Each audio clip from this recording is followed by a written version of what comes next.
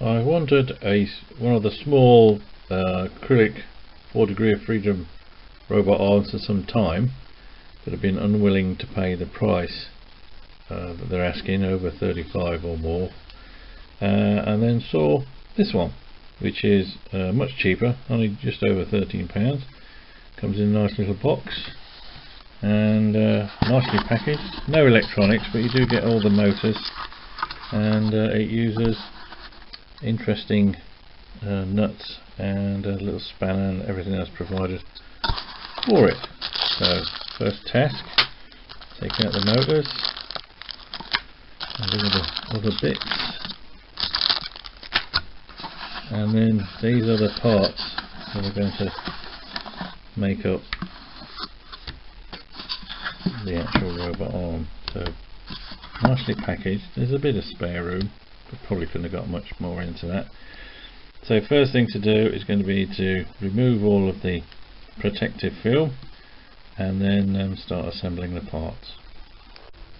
So I've separated and removed the protective tape onto some of the pieces, and I just wanted to show you some of the problems you have to be aware of.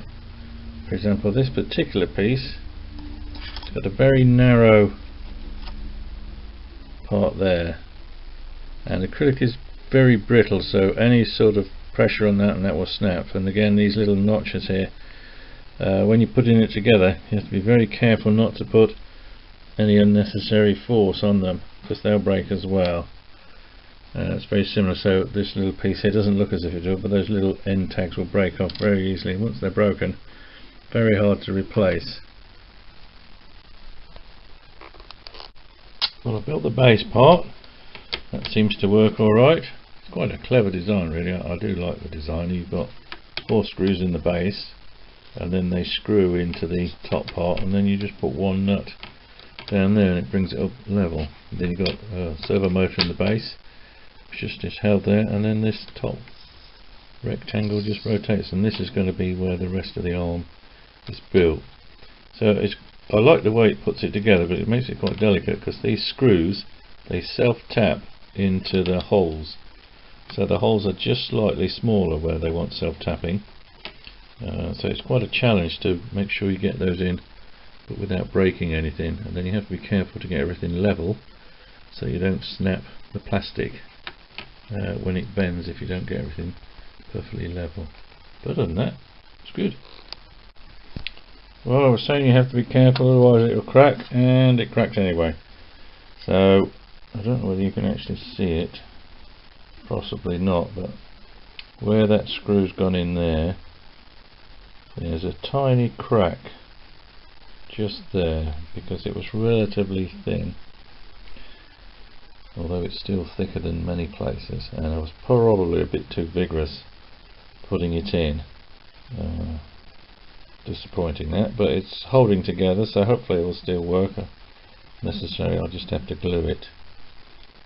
But the way to do it, I put this in, and in order to avoid snapping it because I'm bending it, I'm checking that this piece, this top piece which I'm screwing into the bottom piece, is still loose, and I'll continue doing about 1/10 of a turn on each screw until it's probably just about solid enough.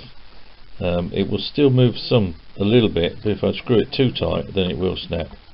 So you just have to get to that sweet point when it's just holding everything together, but not too tight for the acrylic.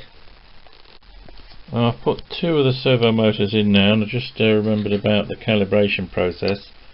It doesn't actually tell you anything about calibration in the assembly, so you're going to have to work it out for yourself. But what I've done is, for the base, I've assumed that it's going to go 90 degrees either way of that setup. Now it might not, in which case if I get to that point I may have to take it apart, but the base is one of the servo motors it's very hard to get access to once it's put together, so you want to try and get that one properly. This side motor that I'm putting in, which is going to be the lifting arm, I think this one's still accessible, so it doesn't really clear where to calibrate the midpoint on this is, so I've just stuffed it in from what I can tell from the diagram, which may or may not be correct, because you look at the diagram on the screen, they don't even get it together in the right order. So you have to read it from the bottom. So you have to do that bit first, then you have to do that bit, and then you have to do the middle bit. So not always clear what sequence you've got to put stuff together, and you've got to work it out for yourself, but hey, that's what you're not paying for. Managed to put the second side together without cracking anything, but just to show you one or two little things here, this particular joint here has to freely rotate. Not very clear here, but and the difference between freely rotating like that and being too tight, which puts too much strain on the servo motor so it has difficulty moving it, and too loose, in which case it's too floppy and you don't get the precision, if you like. We're not going to get precision here really, but whatever it can manage. So even with this one, this is almost perfect. Get it right. There's still some lateral movement in there. You can't get rid of that without making it too tight. Also, when putting in the little screw there that holds the servo arm onto the servo motor, you've got to get it tight enough so that it stops the part falling off, but not too tight, because it spreads out the shaft, the plastic shaft of the servo motor, and that then starts to bind. It still moves, but it increases the friction. So this particular type motor, you've got to be rubber arm, you've got to be very careful just to get all of the rotational joints the right level of tightness, if you like, or even looseness, so that you're not putting too much pressure onto the servo motors. But it's beginning to come together. This is trying to put together what they call the hull mechanism. That's the sort of base of the shoulder, I guess. You've actually got 3 parallel plates to put together, which fit into these 2 side plates, and you put together one of the side plates first. It's quite a clever way. You put a nut into the side, it's just held there with your fingers, and a screw comes in, and then you tighten it and it will pull it together. Little slots in the side that it slots into, so you can only put it in one way round, so you get it the right way round and in the right position. But when you're putting it together, you can't put it you can't make this one tight. These have to be floppy enough so that you can get this other one actually in there and put it together. This third one only goes in one way round. The slots at each end is of one different size, so it will go in that way. So you've got to get a plate in that side, and this end point, which you've then got to hold together while you put the screws into these points, sorry, the nuts into these points, and then screws into the side. So some trickiness involved, so just take care and patience with that, and eventually you get there. Might drop a few screws on the floor, so be careful about that, and don't tighten anything up until you've got it all together, and then, even then, only just tighten it up so it's just tight enough. When you're putting these nuts into the side here, so I'm going to be putting one into there soon and a bolt in, you've got to get the right size bolts. Now there's no actual measurement on the directions at all, you just have to be aware that bolt there, which looks slightly smaller, shorter, is the right one. That one there, which is about a millimetre or 2 longer, is the wrong one. If you use the longer one, it'll snap off parts because there isn't room for it, and you're going to need a later long one anyway. So you need to make sure you've got these slightly shorter ones, but not the really short ones. So it's a bit confusing, but there we go. Well, with a bit of fiddling, I've got it all together. Doesn't seem quite right. This middle bit seems very floppy, but I can't figure any other way that it can go together. So hopefully that floppiness will disappear when it's for the rest of the assembly. In terms of calibrating the servo motors to get the right center point, that one I think I've done. So that one goes all the way down to the bottom where it interferes with the plastic, goes all the way back up and reaches its limit there. So that's not actually meeting any plastic, so that may or may not be right, but I can't imagine it's going to go through a whole 180 degrees. But the other one looks definitely wrong. That's its maximum there, and then it goes all the way up and into there, go right inside there. So I think I'm going to have to disassemble this unit and then put it together again. So the problem is that you can't actually get to that screw in there. If I could just unscrew that and take it out, it would work, but I think I'm going to have to take it apart and then move its centering position and then put it back together. Just realised that the hull part should have been assembled with the base plate from the bottom rotating part inside it, which I have not done. Theoretically, according to the directions, you're supposed to do this while this is installed on the base. Well, let's see how that's possible. So I'm going to try and do it here, and then hopefully I can put this bit back onto the base. See how it goes. I've also decided not to alter the setting of the arm on the centre of the servo. Might be right, might not. If it's wrong, just have to take it all apart again. That was an exciting 10 minutes or 20 minutes of my life as I was trying to get everything struggled back together. Eventually I resorted to using blue tack to hold that central point in. Focus doesn't seem to be working anymore, it's very shiny. And I also had to cut off one of the side lugs on the bottom servo horn. It just interfered, which is odd because that's the one they said to use, but I cut half of it off and it fitted, so maybe they used a different one. Their servo lugs are different, but anyway, all back together.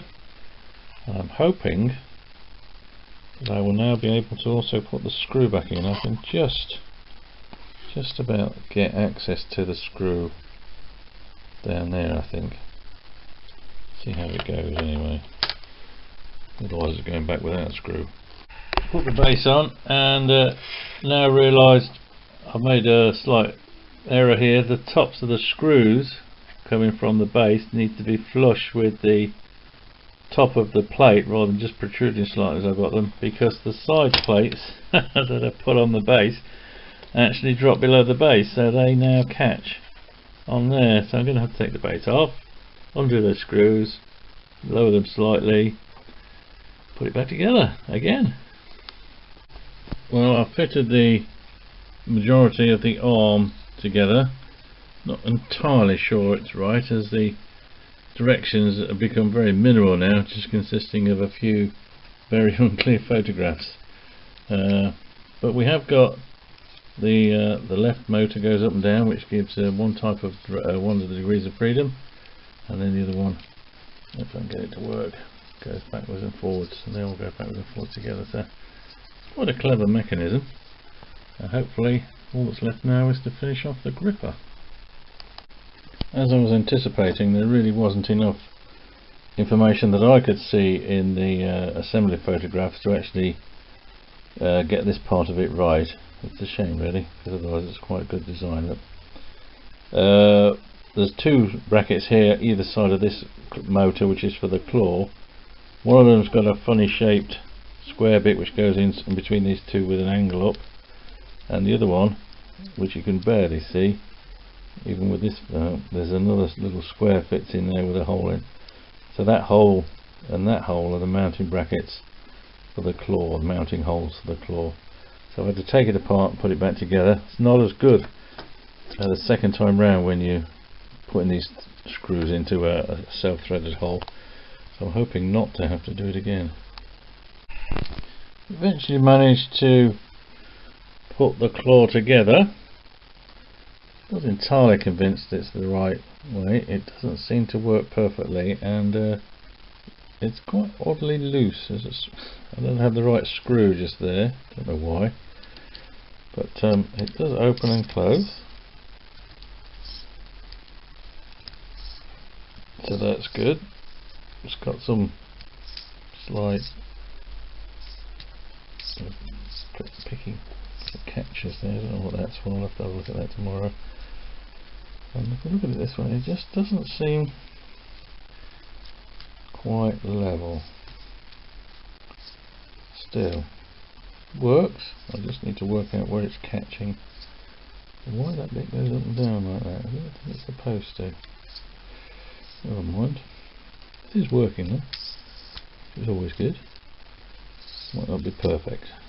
And then the remaining thing now is to fix it to the end of the arm. So I've got 3 left screws which will put it in. The idea is that the claw, when it goes up and down on the arm, will actually remain level. Going up and down like that. So that's quite a clever design. But I do seem to have a lot of screws left, which is a bit of a worry. I don't even know what the pillars are for. I haven't used those at all.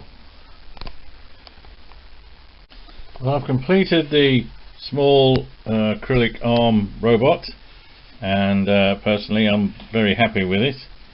I've made very similar ones to this before many times, and so I know what they're capable of, and I know how careful you have to be to put it together. Still cracked one part, but it doesn't seem to be an important part of the system. And just to show you that all of the axes work, so we have rotation, the base rotation, we've got gripper open and close. Come on, close, open, there, open. It doesn't open all the way. Something somewhere on the gripper's catching. I'm going to have a much more careful look. It's just a screw or some piece of metal is catching somewhere, but the gripper should open so that they're basically 180 degrees there, or a straight line. Then you've got the arm itself that goes forwards, and this is the bit I like. The gripper keeps its orientation, which I think is really clever. So that's the shoulder arm, I guess, and then you've got the other arm. Where is it? There we go. That moves that arm. Oops. Let's get up in the air. And then this arm moves the elbow. It will move the elbow up and down. And again, the gripper maintains its orientation, so sort of parallel to the ground.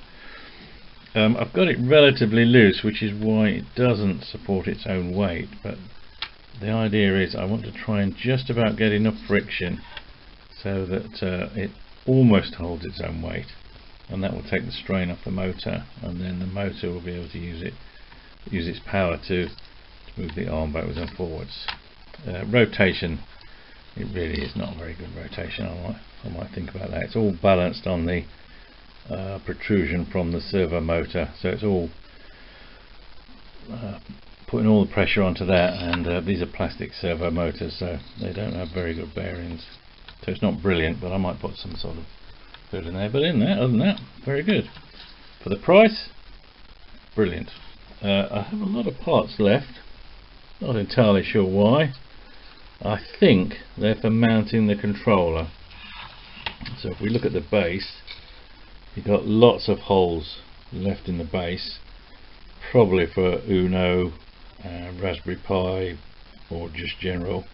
Doesn't actually say, which is not very helpful, but I guess something in there will fit for most things. But all in all, good robot. So all I have to do now is write some software to actually control the servo motors and get it moving.